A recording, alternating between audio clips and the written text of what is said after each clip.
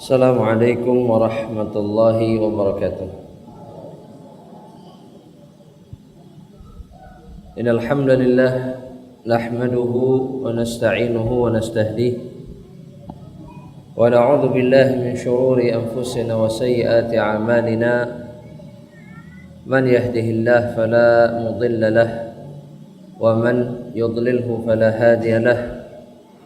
فأشهد أن لا إله إلا الله وحده لا شريك له إقرارا به وتوحيدا وأشهد أن محمدا عبده ورسوله لا نبي بعده وأذكر نفسي وإياكم بقول الله تعالى في القرآن الكريم يا أيها الذين آمنوا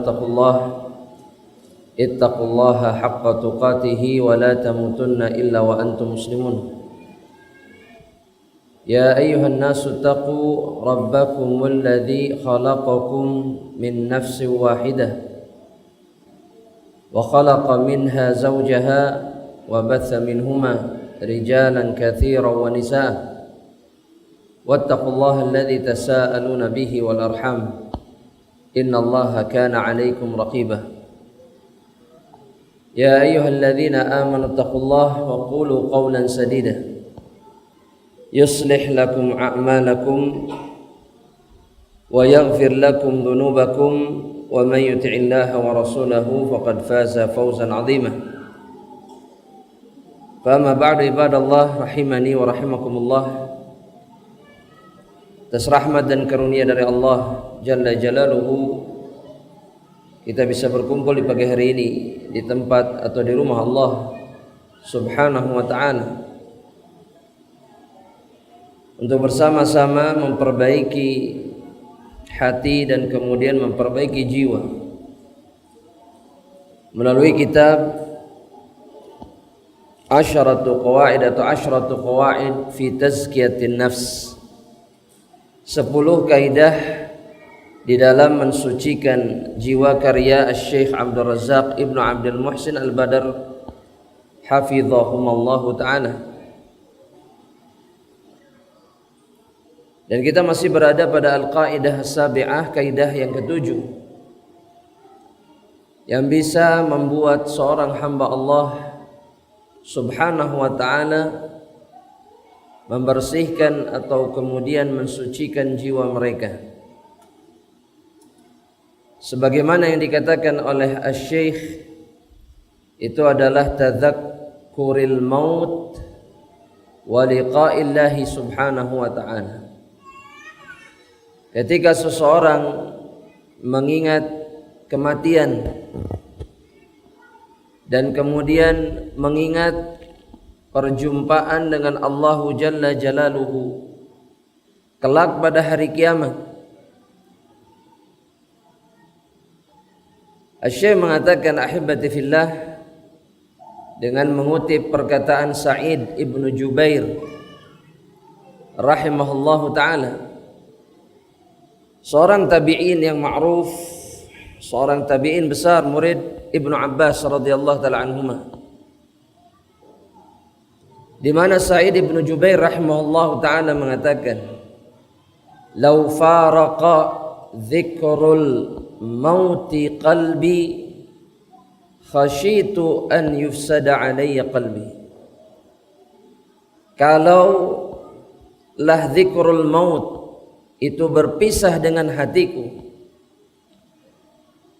kalaulah mengingat kematian itu tidak ada di dalam hatinya, maka Sa'id ibnu Jubair kemudian mengatakan, khasyitu an yufsada alayya qalbi, aku khawatir atau aku takut jiwaku atau diriku itu akan dirusak oleh hatiku sendiri.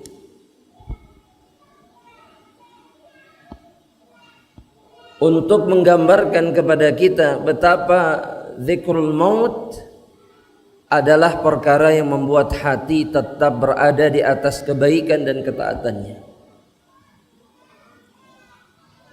Karena hanya mengingat kematian yang bisa membuat seseorang sadar tentang kewajibannya sebagai seorang hamba Allah Subhanahu wa ta'ala. hanya mengingat kematian yang membuat seseorang kemudian khawatir tentang apa yang bisa terjadi kepada dirinya di dunia dan kemudian kelak di akhirat ketika dia berjumpa dengan Allah Subhanahu wa taala.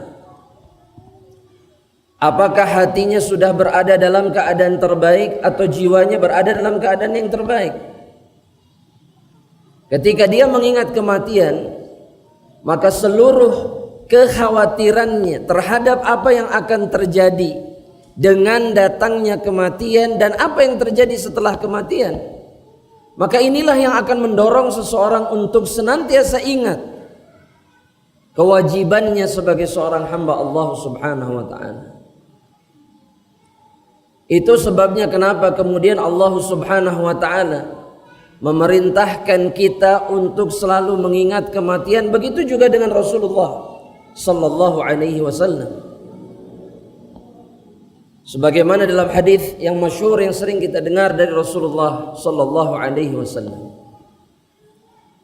di mana Nabi Muhammad SAW mengatakan akthiru, perbanyak, kata Nabi, perbanyak min dzikri hadhimil ladzati, perbanyak mengingat penghancur kelezatan,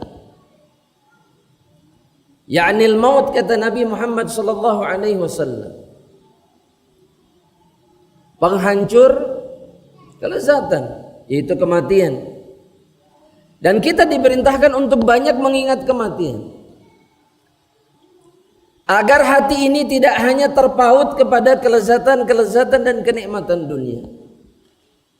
Karena yang memalingkan kita dari mengingat Allah itu mengingat kenikmatan dunia. Jangan pernah bilang kemudian kita mengatakan, saya pas-pasan kehidupannya sehingga hidup saya nggak nikmat di dunia. Tapi obsesi di dalam hati dan dadanya tetap dunia. Betul tidak jemaah? Jemaah, betul tidak? Iya. Yang diingat dunia lagi, dunia lagi. Pengen kayak itu, kayak ini. Butuh itu, butuh ini dari perkara dunia. Ini tandanya hati kita belum lepas dari dunia. Sesengsara apapun kehidupan kita di dunia, maka ini akan mencelakakan kita. Ketika kita sudah punya potensi untuk ingat Allah, yaitu kesengsaraan, tapi kemudian hati kita masih ingat dunia, maka betul apa yang dikatakan oleh Sa'id ibn Jubair, kalaulah mengingat kematian itu berpisah dengan hatiku, maka aku khawatir hatiku akan menghancurkan diriku atau menghancurkan jiwa. Itu sebabnya kenapa para salafun as-salih itu sibuk mengingat-ingat kematian dalam keadaan apapun. Syekh Abdul Razak kemudian mengatakan, beliau mengatakan, mengomentari perkataan Sa'id ibn Jubair,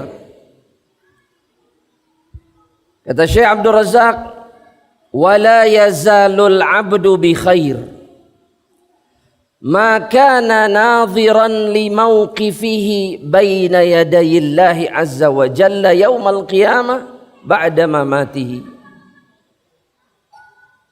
Seseorang akan senantiasa berada di atas kebaikan, akan selalu berada di atas kebaikan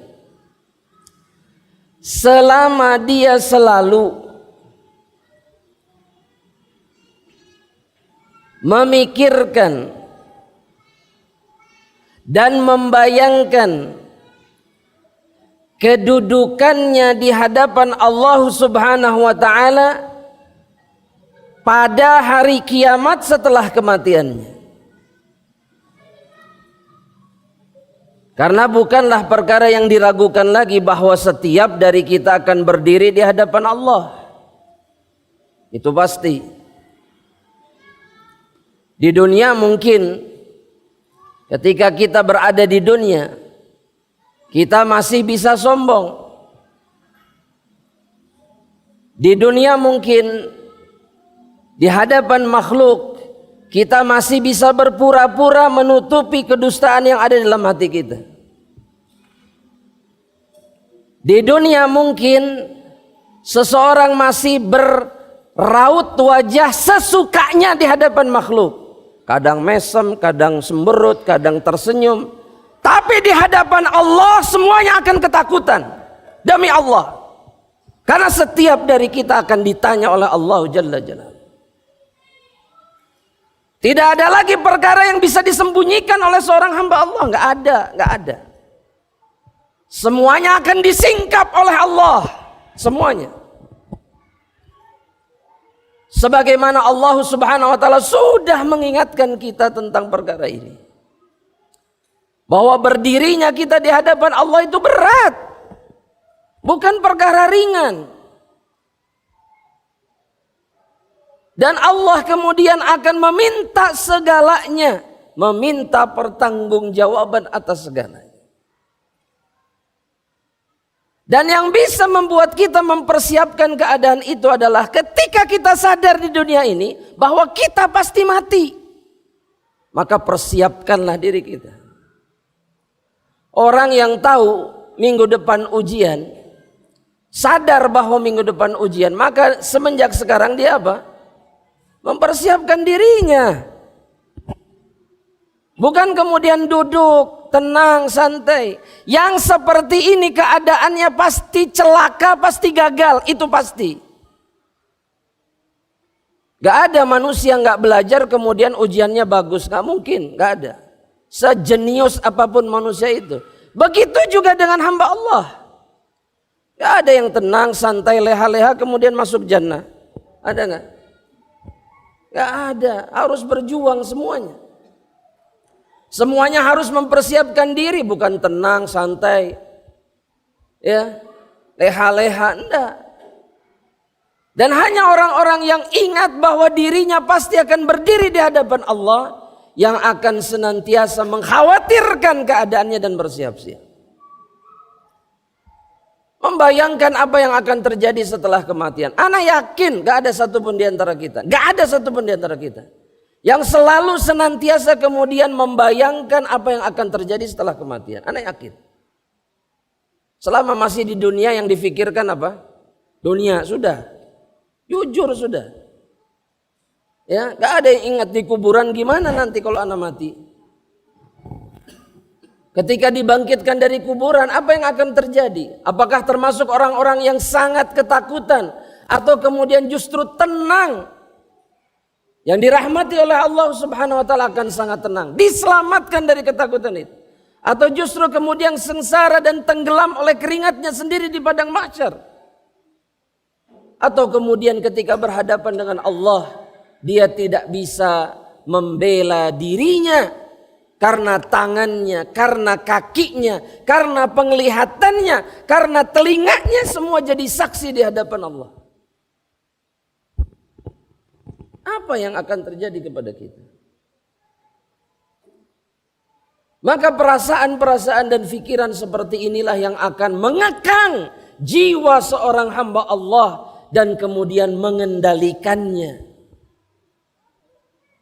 Agar tidak liar sebagaimana liarnya jiwa sebagian manusia. Liar.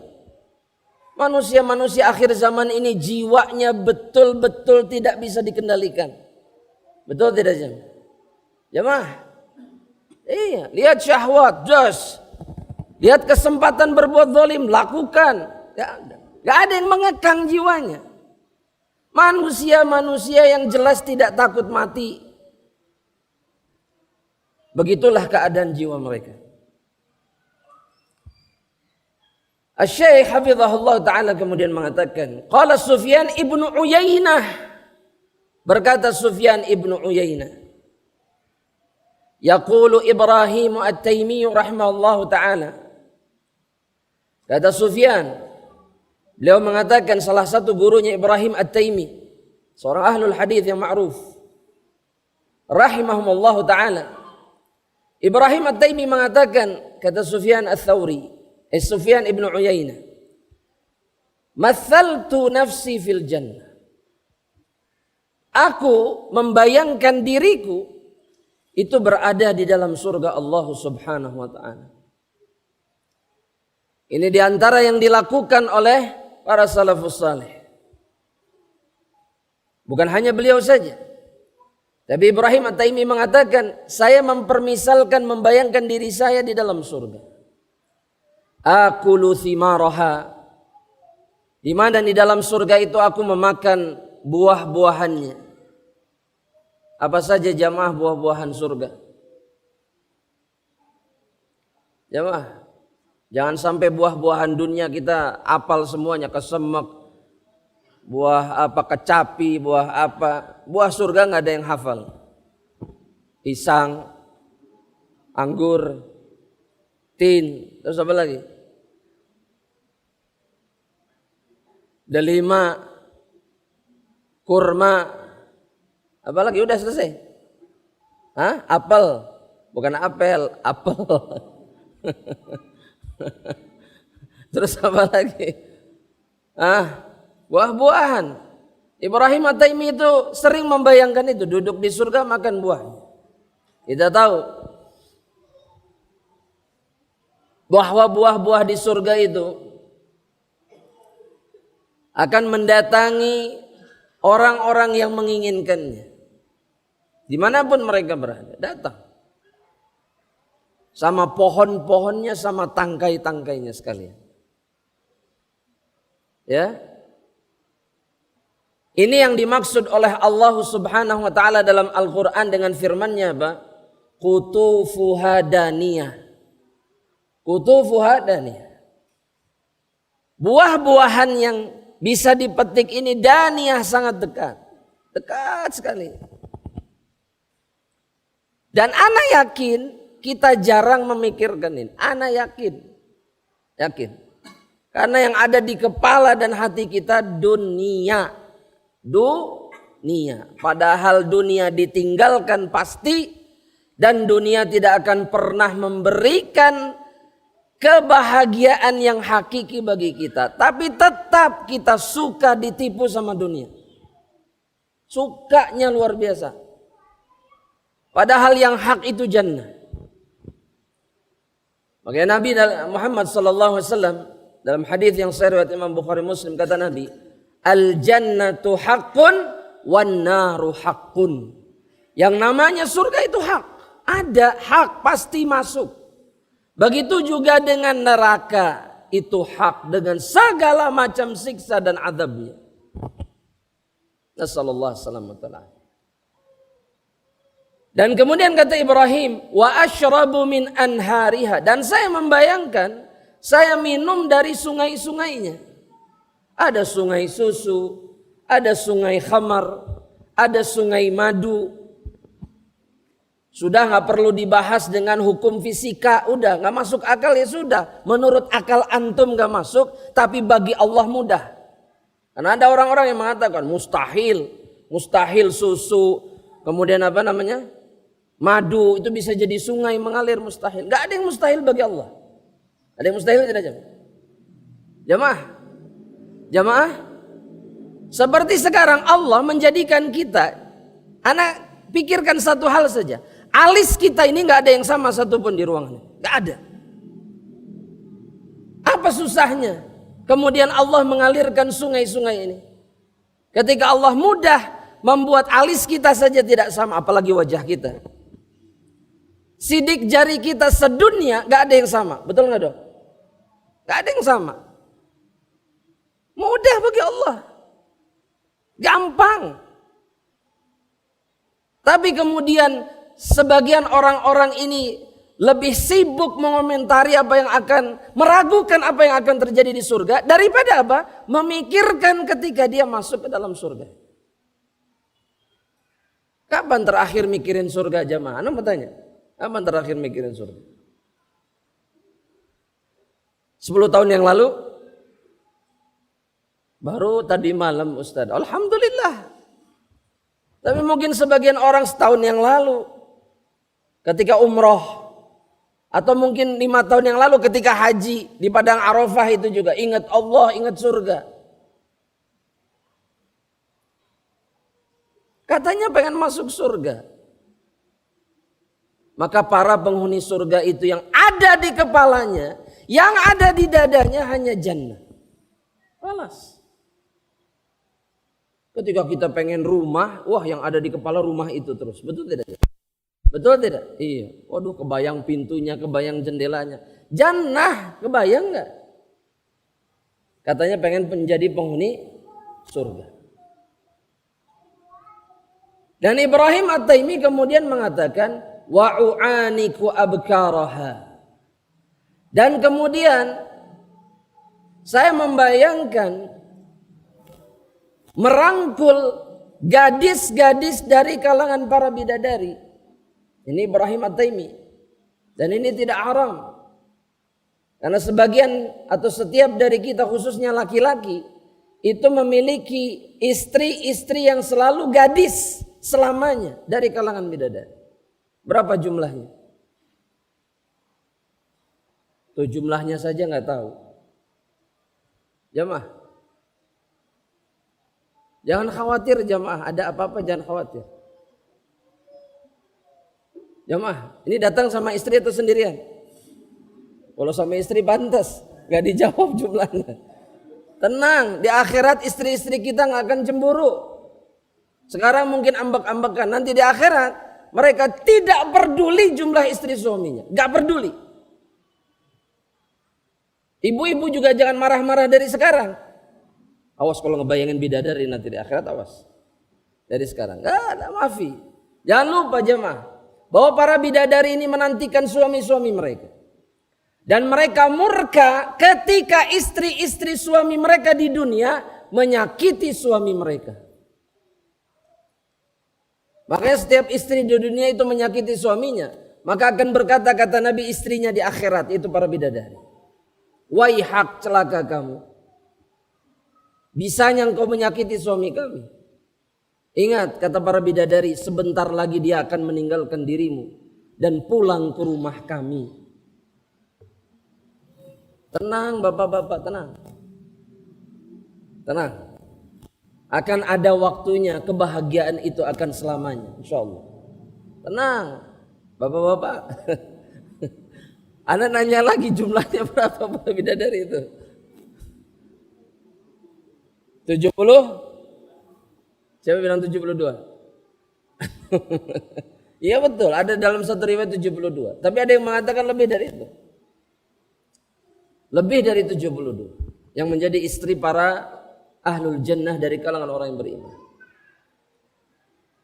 Tapi Ibrahim At-Taimi membayangkan itu bukan mesum, bukan. Tapi sebagai motivasi bagi dirinya untuk tetap istiqomah di atas iman dan ketaatan supaya masuk surga. Supaya bisa berjumpa dengan keluarganya di dalam surga. Ini obat jamaah, ini obat bagi mereka-mereka yang merasa sengsara di dunia, merasa di dunia, merasa tidak bisa berbuat apa-apa di dunia.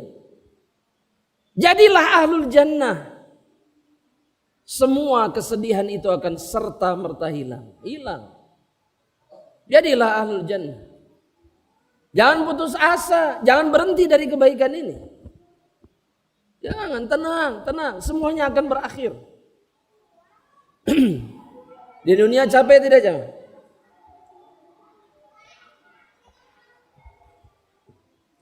Ini jamaah nggak ada komennya.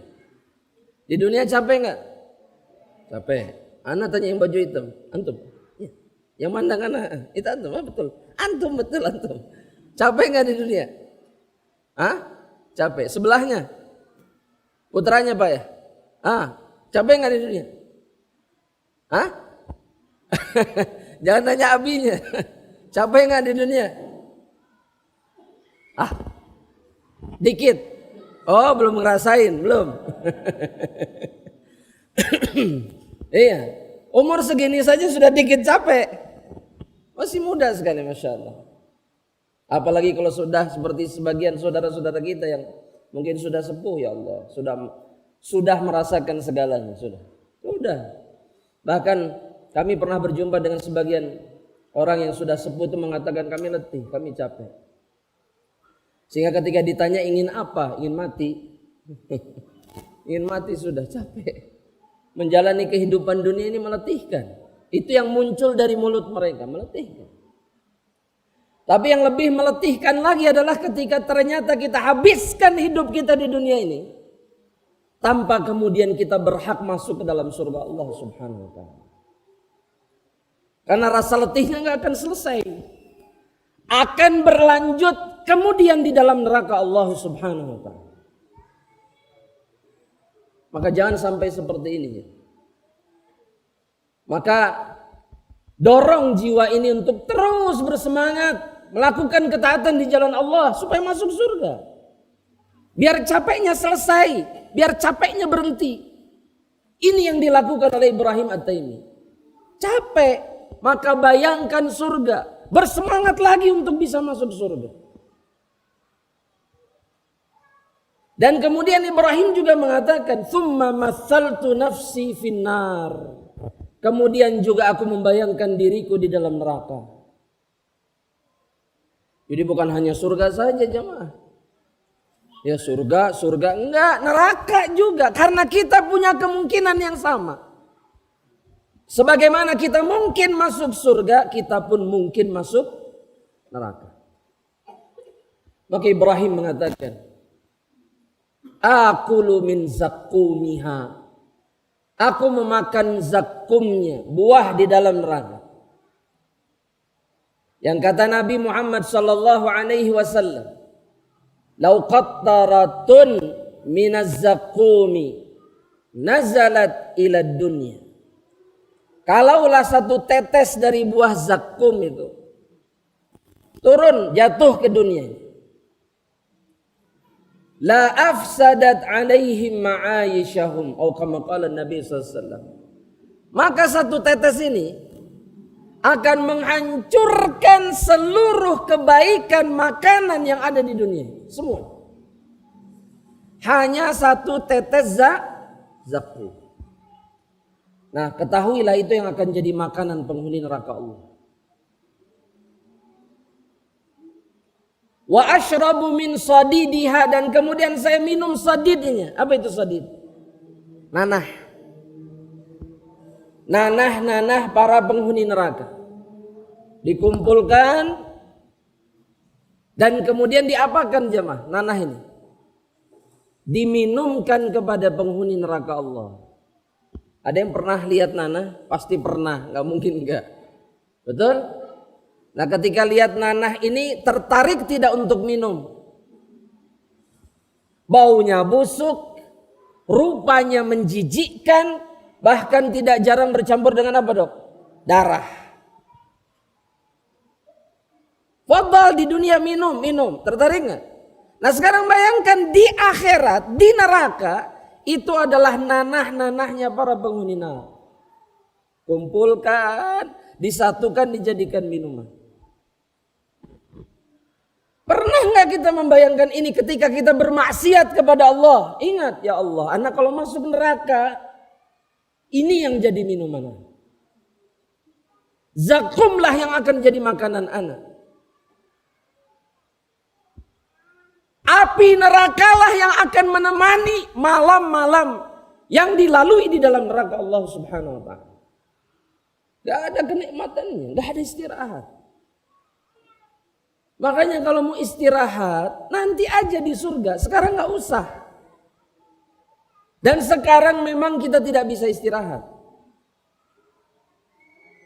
Gak bisa jemaah. Gak ada orang masuk surga dengan meninggalkan sholat sunnah, meninggalkan ibadah, meninggalkan ketaatan, melakukan. Gak ada. Tidur terus gak selesai-selesai. Jemaah, hari Minggu enaknya apa jemaah? Ulangi sekali lagi. Oh, hari Minggu olahraga. Wah, sudah pensiun dok. Kalau sudah pensiun atau punya aktivitas luang, olahraga. Tapi paling enak kalau kerja seminggu full. Sabtu Minggu enaknya apa? Makan, tidur, istirahat. Akhirnya ibadahnya juga ikut perek Sabtu Minggu. Perek ibadahnya juga. Ya, bangun hanya sholat, itu pun kalau ke masjid. Kalau ke masjid, pulang apa lagi? Sikat lagi tidur. Ya. Enggak Ustadz, saya olahraga. Saya mau tanya, olahraga ketaatan sama Allah bukan? Oh, ketaatan. Kalau diniatkan ketaatan. Ana mau tanya, diniatkan sebagai ketaatan atau tidak? Enggak kebanyakan. Sepeda, hajar sepeda. Betul? Lari, jogging, bela diri. Jadi ketaatan enggak? Kalau enggak percuma. Bagi orang yang beriman, tidak ada kata istirahat di dunia ini. Capek memang. Tapi nanti aja istirahatnya di akhirat. Ya.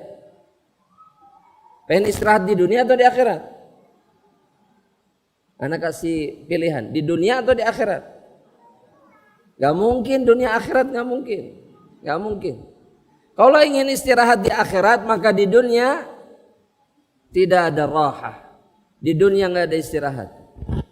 Gak ada. Tidak ada. Tapi Ustadz kan tubuh punya hak. Iya, berikan secukupnya, sisanya hajar. Kalau kita di dunia dan ingin istirahat di dunia, kita akan memberikan tubuh kita istirahat yang melebihi kebutuhan. Betul tidak Pak? Pengen masuk surga atau ingin masuk neraka? Surga. Maka di dunia jangan beristirahat. Karena bukan tempatnya.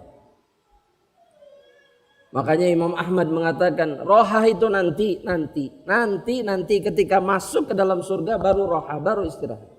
Di dunia mereka tidak beristirahat. Para ulama tidak beristirahat. Orang saleh tidak beristirahat. Ahlul ibadah tidak beristirahat. Hidup mereka habiskan untuk ketaatan kepada Allah.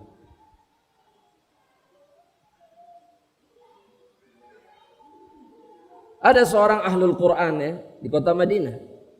Baru meninggal berapa bulan yang lalu. Itu sampai dalam keadaan beliau sudah pakai oksigen, pakai alat bantu nafas. Itu beliau masih mendengarkan setoran murid-muridnya di rumah sakit. Padahal sudah nafas saja sudah tersengal-sengal, tapi beliau masih memberikan kesempatan, bahkan memanggil murid-muridnya untuk setoran di masjid. Di rumah sakit.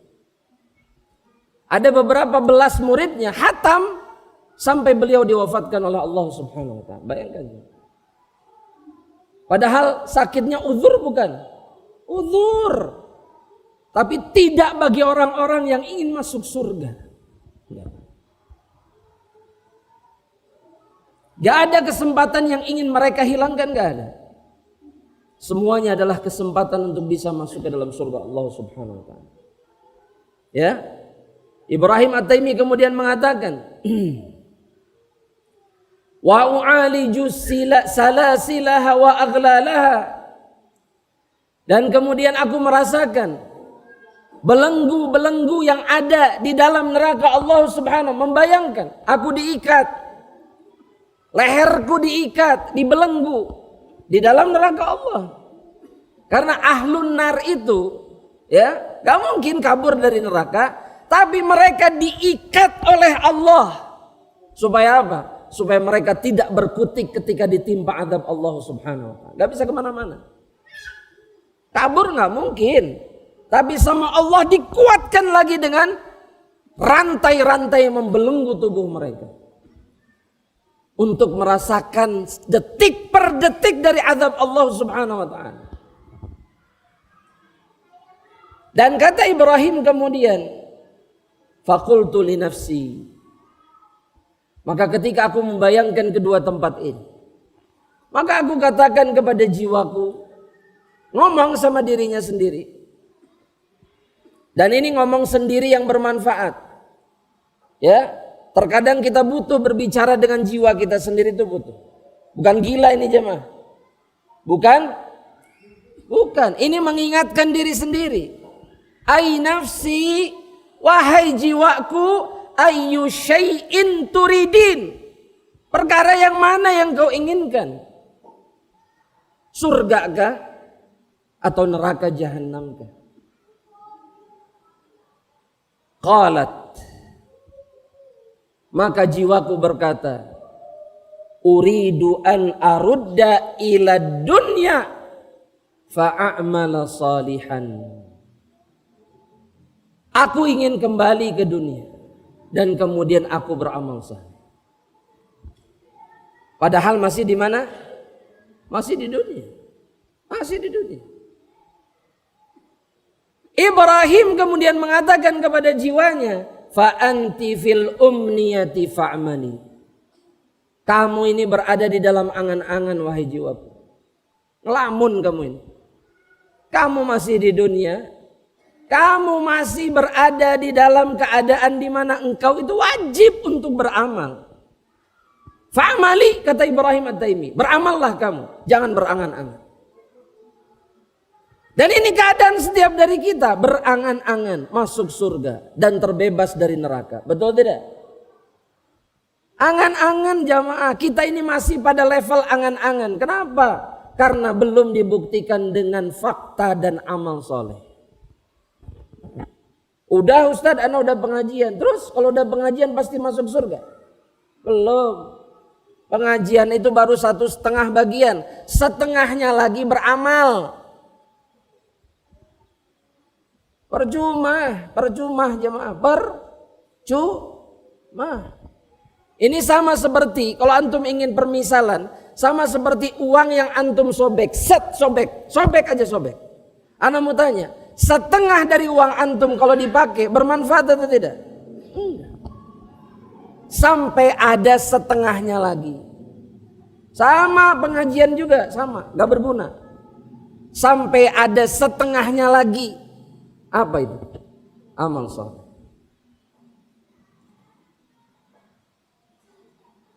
Belum lagi ketaatan yang lain.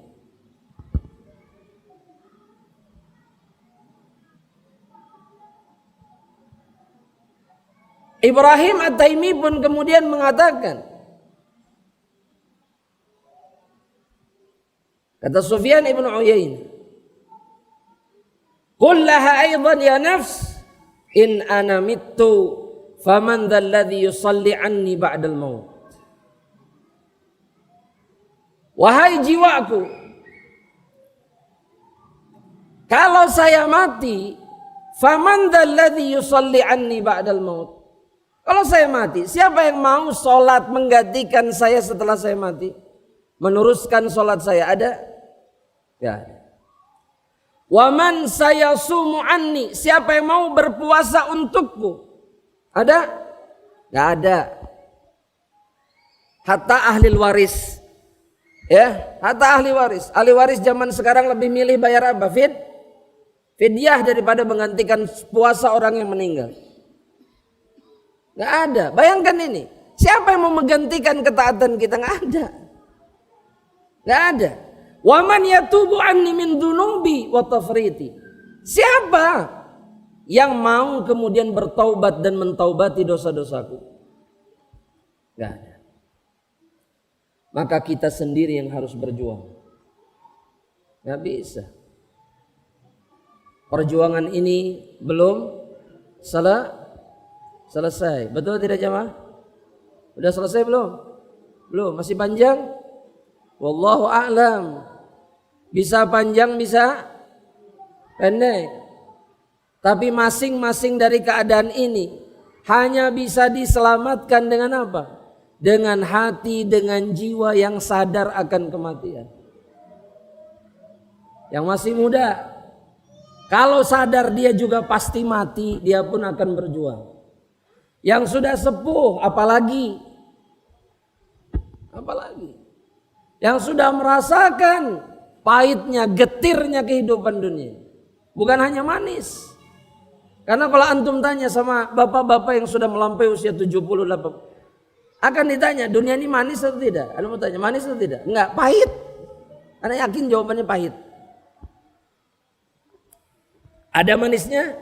Ada. Tapi lebih banyak pahitnya daripada manis. Kenapa begitu jemaah? Karena dunia ini tempat yang sangat buruk. Tempat yang sangat menjijikkan. Sebetulnya. Ya, buruk, busuk tempat ini. Hanya manusia-manusia yang sama-sama buruk dan busuknya yang bisa betah di tempat yang satu ini. Kata Nabi, dunia itu kayak apa? Bangkai. Nah, hanya orang-orang yang derajatnya seperti bangkai yang cinta tempat ini. Sama, sederajat, sama. Tapi orang-orang mulia tidak pernah akan mencintai tempat yang satu. Ya. Makanya kalau ditanya tentang dunia, betah nggak? Pasti jawabannya apa? Nggak betah. Nggak betah. Anda mau tanya, bapak-bapak betah nggak di dunia? Hadirin, betah nggak di dunia? Ibu-ibu dulu yang jawab tidak. Bapak-bapak betah tidak? Atau masih betah? Betah atau tidak? Nggak betah. Berarti kalau cepat-cepat pulang nggak apa-apa? Nggak juga Ustadz. Gimana ini? Katanya nggak betah. Katanya nggak betah. Ya masih butuh waktu untuk apa? Bertobat ya, memperbaiki diri. Bukan karena betah ya. Bukan. Tapi orang-orang yang beriman tidak akan pernah kemudian memilih dunia di atas akhirat. Makanya Nabi Muhammad SAW ketika ceramah terakhir sebelum beliau sakit, yang membuat Abu Bakar As-Siddiq menangis menjadi-jadi, suaranya keras di masjid. Di mana Nabi bertanya kepada para sahabat atau mengatakan kepada para sahabat, rajulun ikhtarahullahu, seorang laki-laki, ada seorang laki-laki yang Allah suruh memilih. Dia disuruh memilih sama Allah. Ya, baina an yabqa fid dunya, disuruh memilih tetap tinggal di dunia, au yakhtaru ma indallah, atau memilih apa yang ada di sisi Allah. Maka kata Nabi Muhammad SAW, laki-laki ini kemudian memilih apa yang ada di sisi Allah. Jadi Nabi itu diberikan pilihan untuk tetap di dunia. Nabi nggak milih dunia. Padahal Nabi bisa kemudian berdakwah, melakukan ketaatan lebih banyak, nggak dipilih sama Nabi. Tapi Nabi memilih apa yang dijanjikan sama Allah Subhanahu wa taala.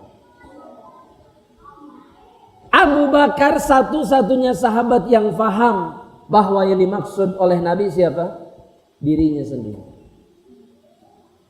Makanya kalau Abu Bakar sudah sadar bahwa Nabi ini sudah mendekati Abu Bakar sudah nangis duluan.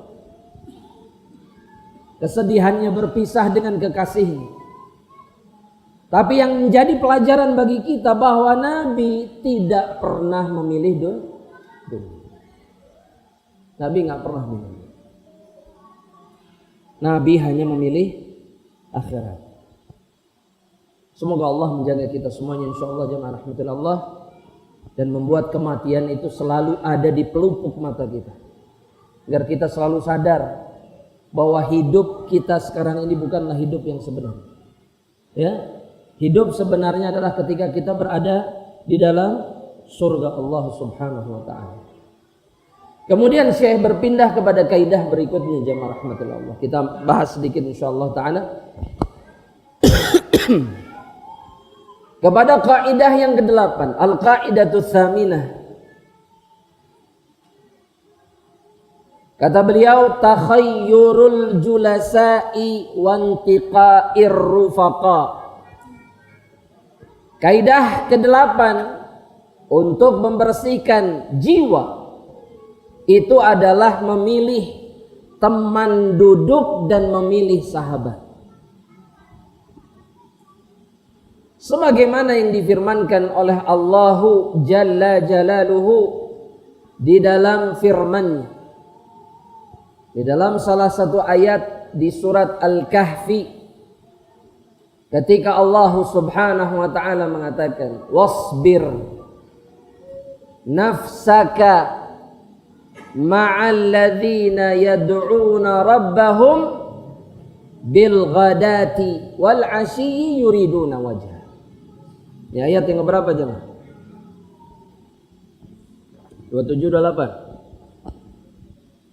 28. Surat Al-Kahfi ayat yang ke-28. Di mana Allah mengingatkan setiap hambanya yang beriman, sabar kata Allah, sabar. nafsaka, sabarkan jiwamu, sabarkan, buatlah dia bersabar. Ma'alladzina yad'una rabbahum bil ghadati wal 'ashyi yuriduna wajah. Ketika dia bersama orang-orang yang selalu berdoa kepada Allah pagi dan petang hari. Artinya selalu bergantung dan bermunajat kepada Allah. Kata Allah, sabarkan jiwamu, sabarkan jiwamu. Untuk menandakan bahwa pertemanan dengan orang-orang yang seperti ini tidak mudah. Ya, bergaul, berteman dengan orang-orang soleh itu nggak gampang.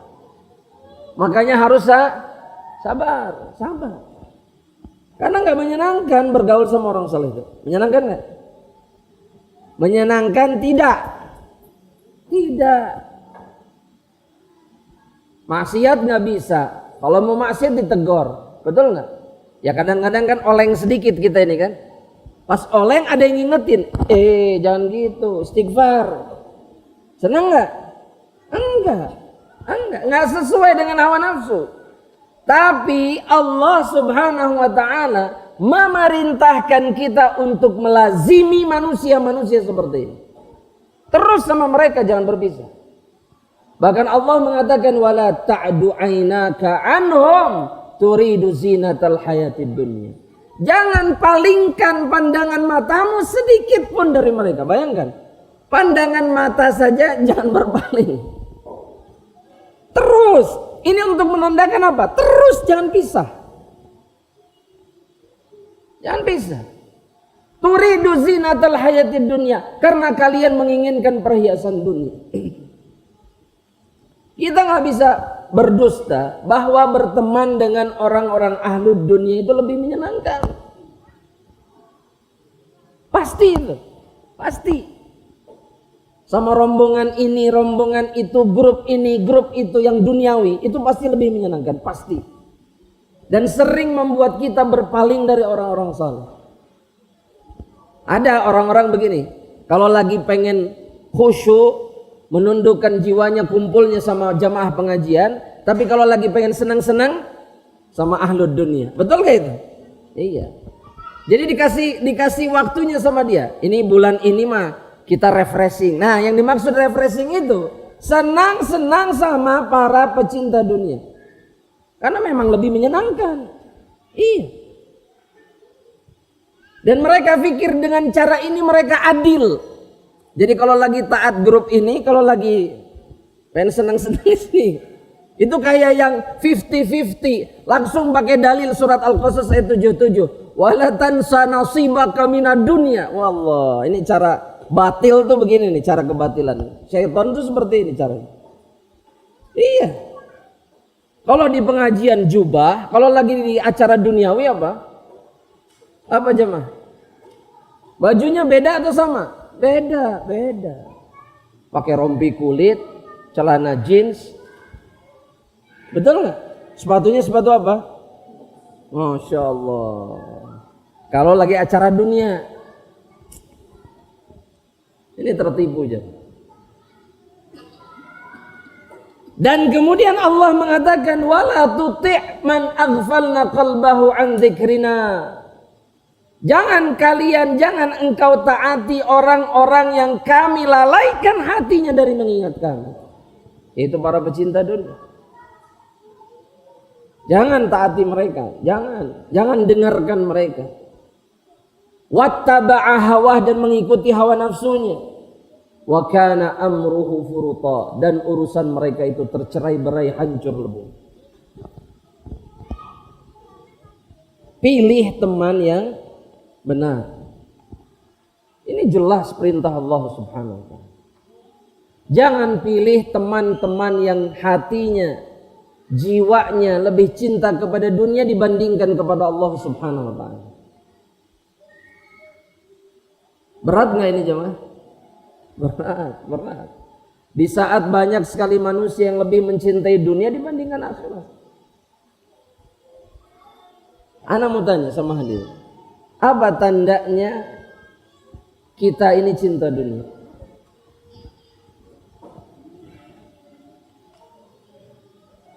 Apa tandanya coba?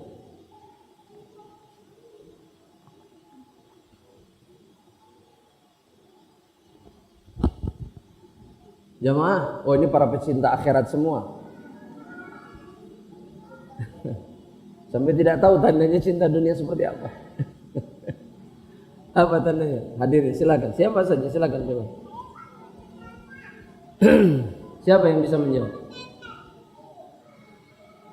Fadhal. Hah? Pelit di antara tanda cinta dunia, betul. Tapi ciri yang paling besar itu apa?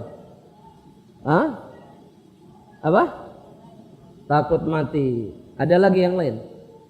Saya berikan tanda yang paling jelas, yang paling kuat. Selain itu apa? Apa jawab?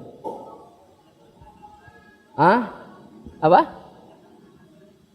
Panjang angan-angan.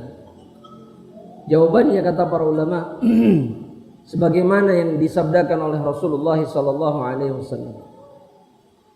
Dia menjadikan dunia fikiran yang terbesar yang ada di hatinya, di kepala. Atau yang dalam bahasa nabinya adalah ham. Man kanatid dunya, barang siapa yang menjadikan dunia itu sebagai fikirannya yang paling besar. Itu ciri manusia cinta dunia. Yang ada di kepalanya, yang ada di hatinya cuma satu perkara. Apa? Dunia. Sudah. Itu tanda manusia tenggelam di dalam cintanya kepada dunia. Gak ada akhiratnya, gak ada. Hanya dunia. Kalau sudah cuma dunia saja yang ada di kepalanya, maka apa disebutnya? Tanda-tanda gejalanya banyak. Di antaranya tadi takut mati, bakhil. Kemudian apa lagi jamaah? Jauh dari ketaatan. Tidak suka apa yang disukai sama Allah. Membenci apa yang dibenci sama Allah Subhanahu wa ta'ala. Yang ada di kepalanya, yang ada di hatinya cuma satu perkara. Ini tanda manusia sudah tenggelam di dalam cintanya kepada Allah. Udah gak kepikiran Allah, gak kepikiran akhirat, gak kepikiran surga, gak kepikiran apapun. Ya, kalau diajak ngobrol tentang akhirat, apa? Masa sih? Emang ada yang kayak gitu? Pernah ketemu orang kayak gini nggak? Sering pasti. Iya. Anti tahu nggak? Kalau ini Pak Akhwat, anti tahu nggak bahwa akhwat itu harusnya begini? Masa sih? Perasa saya enggak. Itu ketika dunia saja yang ada di kepalanya. Bapak-bapak juga sama. Ya, sama. Saya pernah ketemu satu bapak-bapak panitia zakat di salah satu masjid. Ini saya dengar sendiri. Ketika rapat nih ceritanya tentang rapat zakat Ramadan. Terus ketuanya ini ketuanya bertanya sama anggotanya. Afwan, maaf kata dia, maaf. Ini bapak-bapak ada yang tahu nggak? Yang dimaksud dengan gorimin ini apa? Ini ketua panitia zakat. Jadi asnaf yang 8 itu, yang dia paham cuma 2 apa? Fakir, sisanya dia nggak tahu maksudnya apa. Terlalu sibuk dengan dunia. Oh ini jahil, iya kejahilan itu penyebabnya adalah dunia salah satunya. Yang membuat orang bodoh tentang agama itu dunia. Ketika diajak pengajian, enggak, saya sibuk kerja saya. Kejar target. Kenapa dia bisa begitu? Dunia yang dikejarnya apa? Dunia. Betul nggak Pak? Semua karena dunia. Makanya dunia itu ya Allah, seburuk-buruknya kekasih itu dunia. Seburuk-buruk sosok yang dicintai itu apa? Dunia. Nggak usah cinta dunia. Jemaah, tahu kan artinya dunia apa? Apa artinya dunia? Apa artinya dunia? Rendah, hina. Dunia disebut dunia lidana atihi. Dunia disebut dunia karena rendah dan hinanya. Makanya disebut dunia. Kapan kita musadar tempat ini hina? Kapan musadarnya kapan? Ketika mati terlambat. Harus sadar dari sekarang. Dunia itu tidak pantas untuk diperjuangkan. Gak pantas. Kita akhiri dengan perkataan Asy-Syaikh Abdurrahman Ibnu Nasir As-Sa'di rahmatullahi ta'ala alaih. Ketika menafsirkan surat Al-Kahfi ayat berapa tadi? 27 28. 28. Kata beliau, wa qala As-Sa'di fi tafsir al-ayah. Syekh Abdul Razzaq mengatakan, Syekh As-Sa'di rahmatullahi ta'ala alaih, ketika menafsirkan ayat ini mengatakan fiha al-amru bisuhbatil akhyari.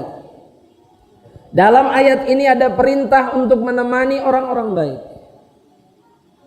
Wa mujahadatun nafsi ala suhbatihim, dan harus berjuang untuk bisa menemani orang-orang baik ini. Wa mukhalatatihim, dan bergaul dengan mereka. Wa in kanu fuqara, meskipun orang-orang baik ini fakir. Meskipun orang-orang baik ini fakir. Karena orang itu kalau berteman, itu pilih-pilih apa? Yang dipilih apanya? Ana ulangi sekali lagi. Orang kalau berteman itu, yang dilihat dan dipilih apanya? Biasanya. Apa Pak? Perasaan ada yang ngomong tadi di sini, atau saya salah dengar? Orang kalau berteman ini, yang dipilih apanya? Yang dilihat apanya? Oh, karakter. Oh, karakter. Rasa-rasanya ini sudah nggak ada kayaknya karakter-karakter ini. Yang dipilih bukan karakternya, tapi dunia. Atau paling enggak sejalan di dalam hawa nafsu dan kemaksiatan. Iya, rata-rata orang cari teman kayak gini, yang bisa diajak asik bareng-bareng, rame-rame melakukan sesuatu, kan gitu. Itu cara milih teman zaman sekarang, bahkan dari zaman dulu sebetulnya. Kecuali orang-orang yang beriman, yang sadar bahwa yang dipilih itu hanya apa? Orang-orang yang baik hatinya, baik imannya, baik ketaatan. Sisanya enggak. Ya, sisanya tidak. Makanya kata Syekh, tetap berteman dengan orang baik meskipun fakir. Jangan dilihat dunianya. Gak usah lihat dunia. Fa inna fi suhbatihim minal fawaidi ma la yuhsa. Karena menemani orang-orang fakir, orang-orang baik ini, ada faidah-faidah atau kebaikan yang gak bisa dihitung. Kebaikannya jauh lebih banyak dibandingkan kemadharatan. Makanya Nabi dalam satu hadis juga mengatakan la tusahib illa mu'min. Janganlah berteman kecuali hanya dengan orang yang beriman kepada Allah Subhanahu wa taala. Hanya dengan orang mukmin yang baik keimanan. Jangan pilih yang lain. Ini dikatakan oleh Sa'di dalam tafsirnya Taisir Karimir Rahman, ya, yang ditulis oleh beliau sendiri. Allah Ta'ala alam bisawab. Insyaallah kita akan lanjutkan poin yang ke-8 ini dalam perjumpaan berikutnya biidznillah taala. Wallahu ta'ala alam bisawab. Jika ada pertanyaan saya persilahkan. Apa? Ada 2 pertanyaan. Di sini 1, di sana 1. Sanatnya di mana? Tempat akhwat maksudnya. Tempat ikhwan 1. Ana yang nanya maksudnya. Ana yang nanya. Baik. Tapi kita tampung dulu pertanyaan yang masuk dulu. Silahkan. Ada yang mau ditanyakan? Silahkan. Silakan. Jika ada yang mau ditanyakan, tafadhol.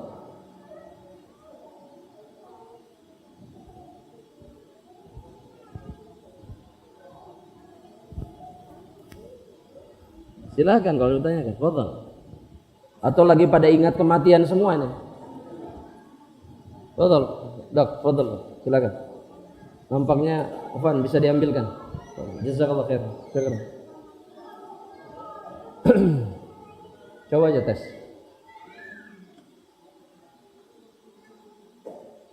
Di bawah mungkin. Assalamualaikum warahmatullahi wabarakatuh. Waalaikumsalam warahmatullahi wabarakatuh. Silakan. Allah ya barik fiik insyaallah. Tadi Ustaz menceritakan bahwasanya dunia ini hina sehingga dalam hadis pun dikatakan kalau ada harganya dunia ini dengan dibandingkan dengan yang kalian maksudnya itu kafir itu tidak akan memiliki Betul. Nah pertanyaannya Ustaz, kita ini yang hidup di dunia ini dikaitkan dengan tadi Ustaz ceritakan kita masih banyak angan-angan tentang hidup di dunia ini. Nah, apa hal yang menyebabkan demikian Ustaz? Yang menyebabkan kita keinginan kita di dunia ini atau karena kita lama hina ataupun karena apa Ustaz? Saya. Oke. Nah. Allah barik fiik insyaallah. Yang pertama, karena kita terbuai, tertipu oleh dunia, hawa nafsu kita kemudian lebih condong kepada dunia. Itu yang pertama. Karena kita tertipu oleh keindahan-keindahan. Sekali lagi jamaah rahmatillah Allah subhanahu wa ta'ala, kita ini makhluk yang suka ditipu. Suka ketika ditipu itu suka. Ya, dibuai oleh perkara yang semu, perkara yang kotor, perkara yang hina, itu tuh suka. Dan semuanya disebabkan karena hawa nafsu yang tidak dikendalikan. Jadi takdim mendahulukan hawa nafsu di atas segala syahwat. Ya, ini penyebab kenapa kemudian kita lebih suka atau suka menyukai yang rendah dan hina. Kita lihat ahlul maksiyah, kita lihat para pelaku maksiat. Ketika mereka melakukan kemaksiatannya, kemaksiatan yang mereka lakukan itu perbuatan baik atau bukan? Dan para pelaku ini sendiri merasakannya sebagai kebaikan atau tidak? Tidak. Tapi hati mereka buta, dibutakan oleh apa? Syahwat, oleh hawa nafsu. Makanya Allah Subhanahu wa taala mengatakan, "Wa amma man khafa maqama rabbih wa nahan nafsa 'anil hawa, fa innal jannata hiyal ma'wa." Orang-orang yang takut kepada Allah dan menahan hawa nafsunya, maka surga adalah tempat kembalinya. Dalam rangkaian ayat ini dalam surat An-Nazi'at, Allah pun memberikan isyarat bahwa yang bisa membuat kita mengendalikan syahwat itu apa? Takut sama Allah. Takut sama Rabbul Alamin dulu. Itu yang harus ditumbuhkan supaya kita tidak cinta dunia. Maka syahwat kita pasti terkendali kalau takut sama Allah. Karena berhadapan dengan syahwat ini berat, gak mudah. Jiwa ini selalu mengajak kita kepada keburukan. Itu yang pertama. Yang kedua, di antara perkara yang membuat kita kemudian bisa mencintai tempat yang rendah dan hina ini, karena kita lebih tunduk kepada syaitan dibandingkan kepada Allah. Syaitan bilang A, ya. Allah bilang A, tidak. Kita menjadikan syaitan sebagai ilah kita, bukan sebagai musuh kita, tapi sebagai ilah. Yang ketiga, di antara perkara yang membuat kita kemudian tertipu oleh dunia ini apa? Yaitu tadi yang disebutkan oleh Syekh di dalam kitabnya atau digambarkan oleh beliau. Punya teman yang tidak baik. Ya, banyak orang yang tadinya soleh, ketika berteman sama ahlud dunia terbawa tidak? Terbawa tidak? Terbawa. Sebelumnya dia sadar dunia ini hina, tapi ketika punya teman yang cinta dunia, maka di saat itu kemudian lupalah dia, hilanglah seluruh ingatannya tentang buruknya dunia. Ya, teman itu berbahaya. Makanya anak-anak kita ini betul-betul harus dijaga pertemanan. Kita pun sama. Jangan merasa sudah gede, sudah dewasa, bisa memilah-milih teman, gak bisa. Banyak orang yang sudah tua berteman dengan manusia yang tidak baik, rusak akhir hidupnya sehingga dia su'ul khotimah. Betul tidak? Banyak. Kita pun sama. Karena kata Nabi apa? Dalam hadis yang ma'ruf, apa kata Nabi? Al-mar'u ala dini mumtazah, dini khalilihi. Seseorang itu tergantung agama temannya. Dan yang terakhir, kenapa kemudian kita bisa terjerumus ke dalam hubbud dunia? Karena kita nggak pernah berlindung kepada Allah dari dunia. Ada doanya sebetulnya yang membuat kita jauh dari fitnah dunia. Apa doanya? Apa doanya?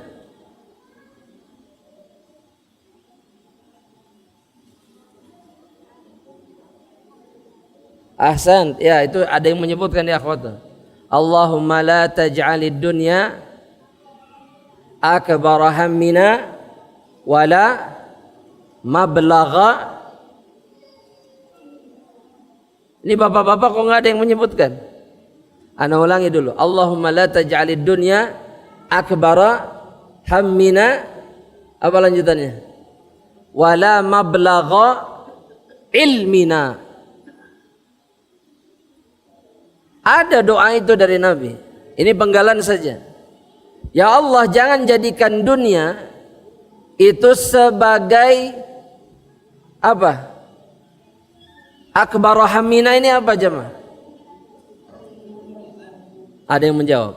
Keinginan terbesar. Jangan jadikan dunia itu sebagai keinginan terbesar. Wala mablagha ilmina, dan jangan dijadikan sebagai puncak ilmu kami. Dunia itu jangan. Banyak orang itu yang dia tahu di dalam hidup ini hanya tentang apa? Dunia. Agama nggak tahu apa-apa. Ini namanya mablaghal ilm. Kalau ditanya tentang teknologi, dari A sampai Z dia bisa jawab. Dari A sampai Z. Sampai istilah yang kalau saya dengar sendiri, saya nih dengar istilahnya pusing, dia enggak. Bahasa Latin, bahasa Inggris, bahasa apapun dia tahu tentang istilah teknologi. Tapi kalau ditanya tentang agama, jemaah, wassalam. Gak ada secuil pun pengetahuannya tentang ilmu akhirat. Dan ini disebabkan kenapa? Karena dia tidak pernah berlindung kepada Allah. Kalau kita nggak hafal doa ini, nggak pernah baca doa ini, pantas kalau dunia itu selalu menghiasi perasaan dan hati kita. Pantas. Karena kita nggak pernah berlindung sama Allah. Agar dunia itu tidak dijadikan keinginan yang paling besar di dalam dadanya. Dan tidak dijadikan ilmu yang paling puncak di dalam dirinya. Sekali lagi jemaah, kita nggak bisa melakukan apa-apa tanpa Allahu Jalla Jalaluhu. Wallahu ta'ala alam bisawab. Nah, mudah-mudahan jelas. Pertanyaan dari saya, ada 2 hadiah katanya, betul? 1 hadiah atau 2? 1 buat bapak-bapak, 1 buat ibu-ibu. Pertanyaan pertama buat bapak-bapak dulu, angkat tangannya baru saya kasih pertanyaan. Ibu-ibu juga sama, angkat tangannya dulu atau bersedia menjawab dulu baru saya jawab. Antum, pertanyaannya.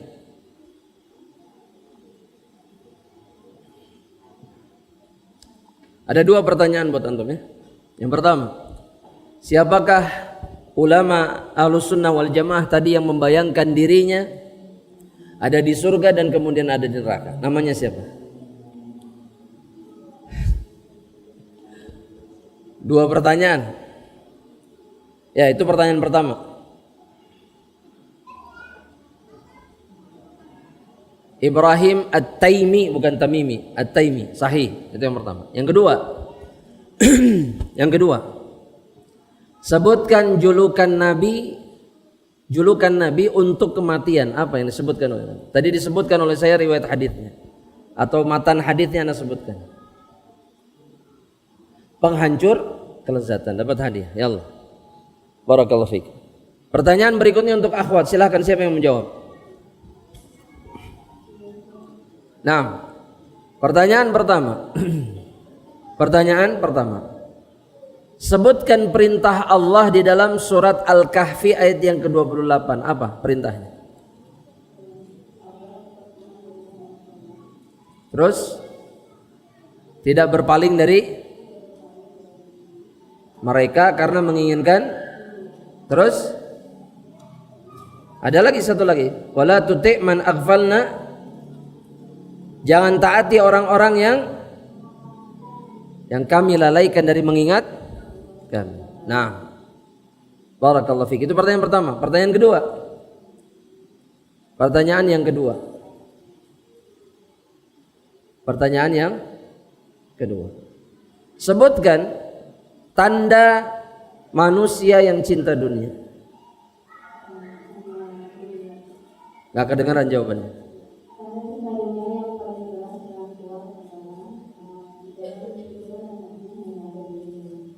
Tidak ada lagi perkara yang barakallahu fiik. Dapat hadiah. Nah, dan itu yang menjadi akhir perjumpaan kita insyaallah taala jamaah. Ketika anak nanya minta angkat tangan, tenang. Pertanyaannya enggak sulit jamaah insyaallah taala. Ya, jangan tegang duluan. Ya, dan insyaallah di dalam menjawab ada kebaikan insyaallah taala. Kita akhiri perjumpaan kita di pagi hari ini dengan doa kafaratul majlis. Subhanakallahumma bihamdika asyhadu an la ilaha illa anta astaghfiruka wa atubu ilaik. Barakallahu fikum. Assalamualaikum warahmatullahi wabarakatuh.